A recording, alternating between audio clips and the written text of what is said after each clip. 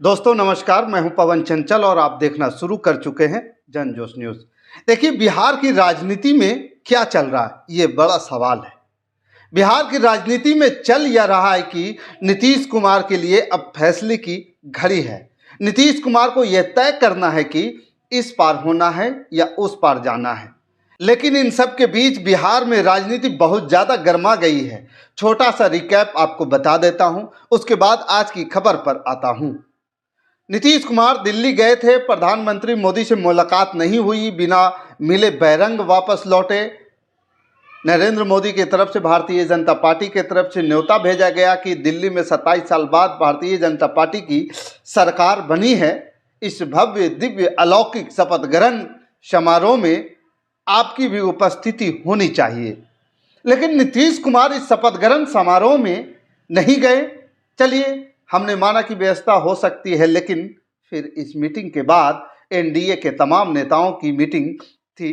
चंद्रबाबू नायडू उस मीटिंग में थे। उस मीटिंग में एकनाथ शिंदे, अजीत पवार थे, अनुप्रिया पटेल थी, तमाम नेता थे। लेकिन एक चेहरा नहीं था, वो नीतीश कुमार का था। इधर बिहार में अचानक नीतीश कुमार के बेटे निशांत कुमार की सक्रियता बढ़ने लगी है और तेजस्वी यादव ने कुछ ऐसा कह दिया है कि जो भारतीय जनता पार्टी को बेचैन करने वाला है।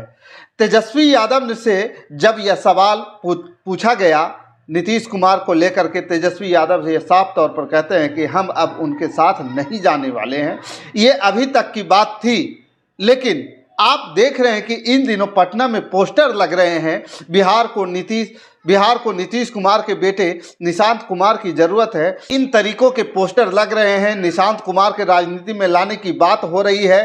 कहा जा रहा है कि निशांत कुमार ही बिहार को संभाल सकते हैं। पत्रकार अपना यह सवाल लेकर तेजस्वी यादव के पास पहुंचे।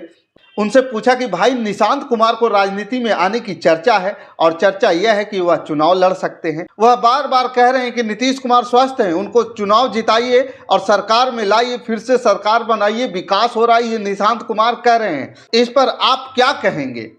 तेजस्वी यादव ने बिना कुछ सोचे समझे एक बार तपाक से जवाब दिया, निशांत कुमार तो हमारे भाई हैं, निशांत कुमार हमारे भाई हैं, वह राजनीति में आएंगे तो उनका स्वागत है। निशांत भाई हैं हमारे, और तो चाहेंगे कि जल्दी घर भी बसा ले।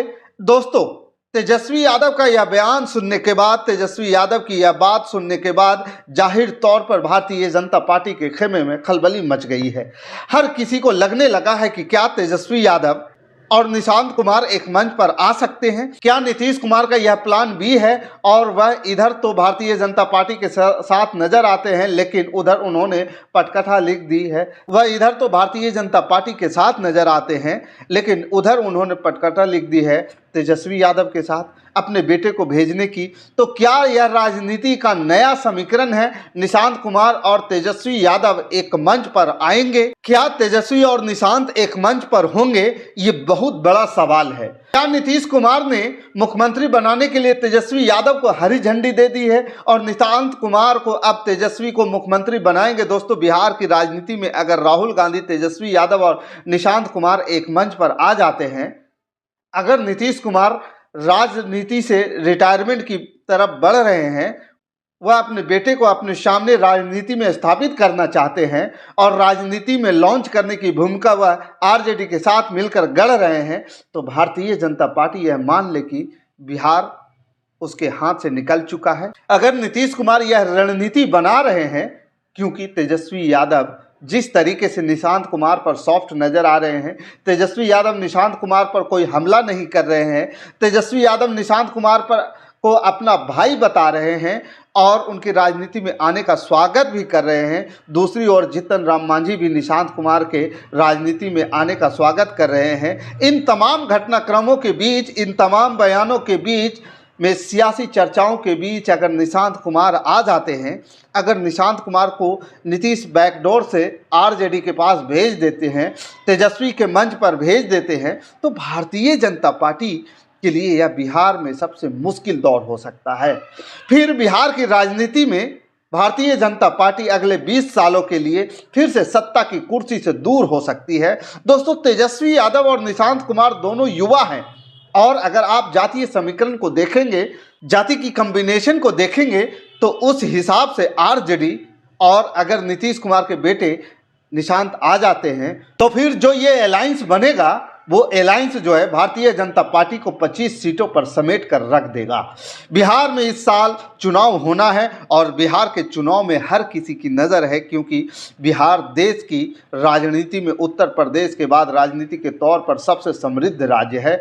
अगर इस राज्य में भारतीय जनता पार्टी को झटका लगता है तो यह झटका सिर्फ बिहार में ही नहीं होगा, क्योंकि निशांत कुमार अगर जाते हैं आरजेडी के साथ, अगर उस अलायंस में जाते हैं तो जाहिर तौर पर नीतीश कुमार भी दिल्ली में नरेंद्र मोदी की सरकार के साथ छोड़ देंगे।